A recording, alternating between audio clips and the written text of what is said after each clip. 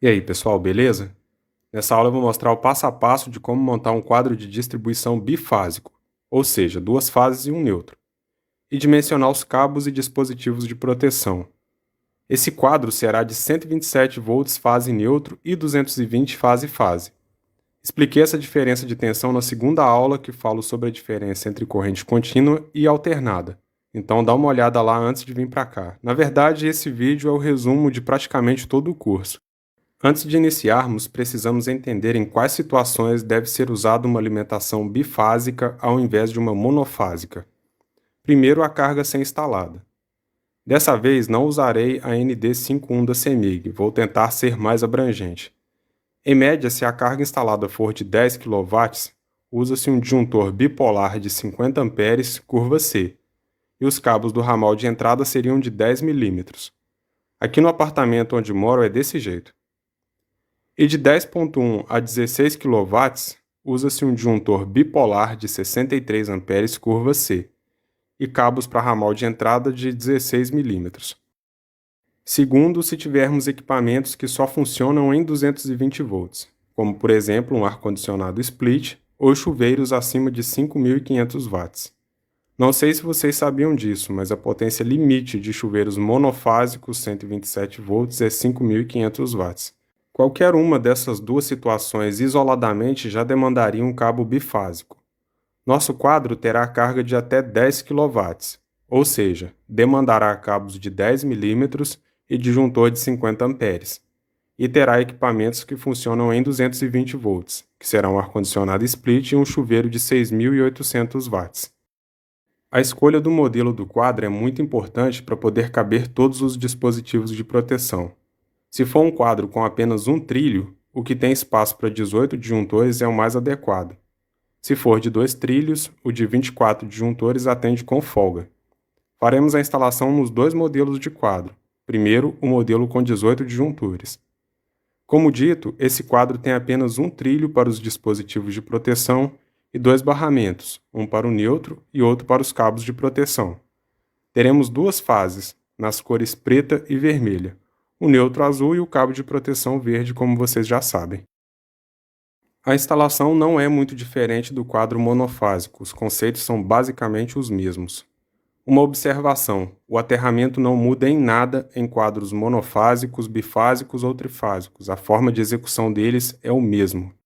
Usaremos 4 componentes de proteção geral: um disjuntor bipolar de 50 amperes curva C para proteção dos cabos, 2 DPS para proteção dos equipamentos contra sobretensão na rede causada por descargas atmosféricas ou oriundas de qualquer outra situação que gere uma sobretensão. Eles são de classe 2, que é instalado no quadro de distribuição, de 175 volts, que é no mínimo 1,1 vez a tensão entre fase e neutro definido pela norma. Pessoal, não confundam, não é só porque o quadro é bifásico que os DPS devem ser de 275 volts. Cada DPS protege os equipamentos ligados em cada fase individualmente. A fase é ligada em um dos bornes do DPS e no outro borne é ligado o cabo de aterramento. O que deve ser considerado na escolha do DPS é a diferença de potencial entre fase e o aterramento, que nesse caso é 127 volts, e não entre fases, que é de 220 volts. Mas pessoal, o de 275 volts pode ser sim usado aí, tá? Eu só estou falando isso para vocês não acharem que o de 175 volts não pode ser usado em quadro bifásico 127 volts, porque pode sim. Por fim, a corrente nominal desses DPS é de 20 kA, que é indicado para residências em áreas urbanas. Se você mora em área rural, use DPS de no mínimo 45 kA. Isso é necessário porque na zona rural a sobretensão por descargas atmosféricas geralmente é maior. Teremos também o IDR tetrapolar para detecção de corrente de fuga e proteção das pessoas contra choques, principalmente em áreas molhadas ou que possam ser molhadas. Ele é de classe A, que é usado em corrente alternada, de 63 amperes de corrente nominal e sensibilidade de 30 mA de corrente de fuga. Você pode se perguntar, se é só um neutro e duas fases, então por que eu estou usando o IDR tetrapolar ao invés de um IDR tripolar? Simples, porque eles ocupam o mesmo espaço, o preço é praticamente o mesmo e o IDR tetrapolar funciona normalmente em instalações bifásicas e até monofásicas. fora o fato de que o IDR tripolar é muito mais difícil de encontrar nas lojas. Lembrete, não usaremos DPS para o neutro, pois iremos equipotencializar o neutro e o terra, ou seja, vamos ligar eles. Já expliquei isso na aula sobre as funções do aterramento. Por que eu usaria um DPS para aterrar o neutro que já está aterrado? É desperdício de dinheiro e vai ocupar um espaço desnecessariamente aí no quadro. Teremos 6 circuitos. Um disjuntor bipolar de 32 amperes curva B para proteção dos cabos do chuveiro. Esse chuveiro tem 6.800 watts, consome em 220 volts, um pouco menos de 31 amperes da rede, e os cabos serão de 6 milímetros. Um disjuntor bipolar de 16 amperes curva C para um ar-condicionado split, que pode ser de 9 ou 12.000 BTUs, cabos de 2,5. Usei essa curva por causa do motor da condensadora desse ar-condicionado. Um disjuntor de 20 amperes para tomada de uso específico de um forno que vai ficar na cozinha, cabos de 4 milímetros. Outro de 16 amperes curva C para as tomadas de uso geral da cozinha e da lavanderia, cabos de 2,5. Um de 16 amperes curva B para as tomadas de uso geral do restante da casa, cabos de 2,5 também. E um de 10 amperes para iluminação, cabos de 1,5. Vamos colocar os disjuntores dos circuitos de uma vez. Bom, vamos para a ligação dos cabos. O terra e o neutro serão ligados diretamente no barramento do terra. Mas antes nós vamos usar terminais tubulares nas extremidades dos cabos. Isso é necessário pois os cabos serão fixados em contato direto com o parafuso do borne do barramento. E sem o terminal, o parafuso fere os filamentos do cabo. Vamos fazer isso com todos os cabos do quadro. Do barramento do terra, o neutro será ligado no IDR. O borne correspondente ao neutro no IDR tem a letra N. É bom reforçar isso sempre. As duas fases passam primeiro pelo disjuntor geral. A fase preta é ligada em um dos DPS e jampeada para um dos bornes do IDR. A fase vermelha é ligada no outro DPS e no outro borne do IDR. Um dos bornes do IDR vai ficar vazio mesmo, mas isso não impede o funcionamento do IDR. Escolhi os bornes da direita para facilitar na distribuição das fases para os disjuntores. O cabo que vai sair dos DPS deve ser ligado no barramento do terra e deve ser de no mínimo 4 milímetros, definido pela norma como vocês já sabem. Mas isso não impede vocês de usarem um cabo de seção maior, seja de 6 milímetros, 10, que seja. Só não pode usar um cabo com seção inferior a 4 milímetros. O neutro, após passar pelo IDR, será ligado no barramento dele, lembrando que ainda deve ser um cabo de 10 milímetros. As fases, após passarem pelo IDR, serão ligadas nos disjuntores por um barramento do tipo pente bifásico de 63 amperes e de 12 terminais. Esse barramento vai fazer a distribuição dessas fases nos outros disjuntores. O barramento bifásico, na verdade, são dois barramentos intercalados e evidentemente isolados entre si para não fechar curto, como vocês podem ver. Por serem intercalados, facilita a distribuição das fases. Notem que na parte de baixo do barramento tem o registro L1 e L2 na direção de cada terminal. L1 indicando os 6 terminais de um dos barramentos e L2 para os outros 6 do outro barramento, cada um indicando uma fase. Talvez no quadro fica mais fácil de entender. A fase preta está alimentando esses bornes por esses terminais e a fase vermelha está alimentando os outros bornes pelos outros terminais do outro barramento. Então, da saída dos disjuntores, usaremos os cabos com as cores correspondentes às fases de alimentação principal. Após fixar o barramento, use isoladores nos terminais que não foram usados ou corte esse barramento que está sobrando. O quadro está montado, basta distribuir os cabos dos circuitos. De 6 milímetros para o circuito do chuveiro, de 2,5 para o circuito bifásico do ar-condicionado, de 4 milímetros para a tomada de 20 amperes, de 2,5 para as tomadas de uso geral da cozinha e da lavanderia, de 2,5 para as tomadas de uso geral do restante da casa e de 1,5 para a iluminação que não possui cabo de proteção. Pessoal, não é só porque a alimentação do quadro é bifásica que todos os meus circuitos também têm que ser bifásicos. A maioria é misto, como acabamos de fazer, com circuitos bifásicos e monofásicos. Normalmente, os circuitos bifásicos são usados para cargas maiores ou que só funcionam em 220 volts.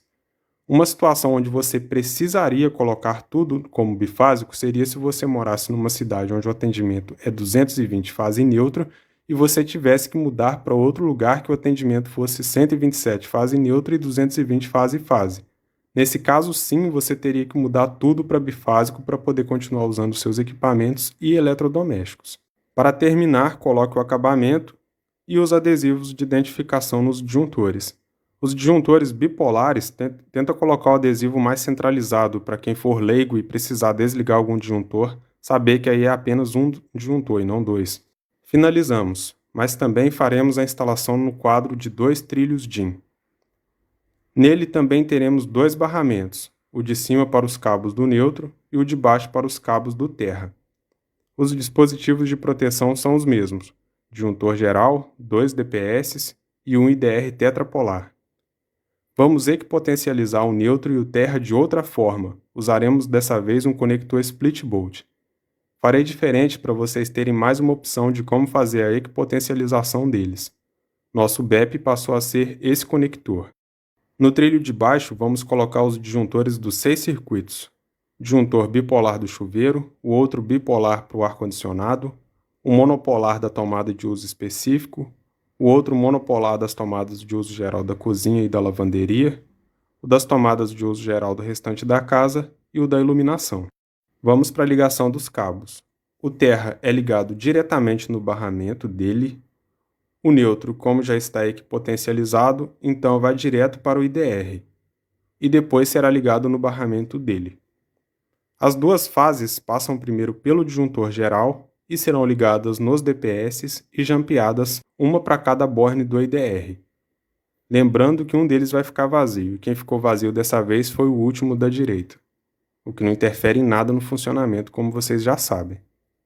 O cabo que vai sair dos DPS deve ser ligado no barramento do terra. Dessa vez eu vou usar um cabo de 6 mm, até para vocês verem também que funciona do mesmo jeito. As fases, após passarem pelo IDR, serão ligadas nos disjuntores. Elas não devem ser ligadas diretamente assim. Usaremos terminais genéricos, pois nesses bornes desses disjuntores, as fases serão compartilhadas com terminais de um barramento do tipo pente bifásico de 63 A, só que agora de 8 terminais. Pessoal, tem que usar esse terminal genérico porque se você ligar o cabo direto, mesmo que seja com o terminal tubular, não vai dar certo. Esse contato vai ficar folgado e vocês sabem, contato folgado gera aquecimento e aquecimento pode derreter os componentes, gerando mau contato, vai desligar, o serviço vai ficar uma porcaria. Então tem que usar o terminal genérico. O quadro está montado, basta distribuir os cabos dos circuitos.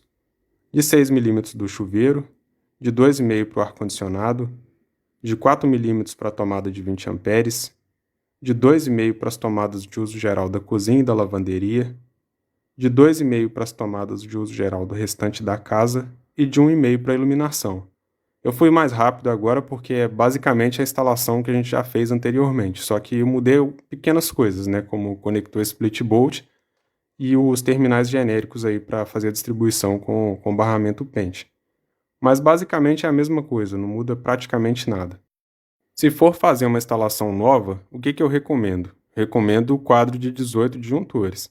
Ele é mais compacto, mais barato, mais fácil de fazer a instalação, ocupa menos espaço, visualmente falando é mais discreto, então eu usaria ele. Mas o outro de 24 também atende muito bem, como acabamos de ver. Eu até coloquei o de 18 disjuntores na frente justamente porque eu acho a execução dele mais fácil. Pessoal, informação muito importante. Vocês nunca devem usar 2 disjuntores monopolares para fazer um circuito bifásico.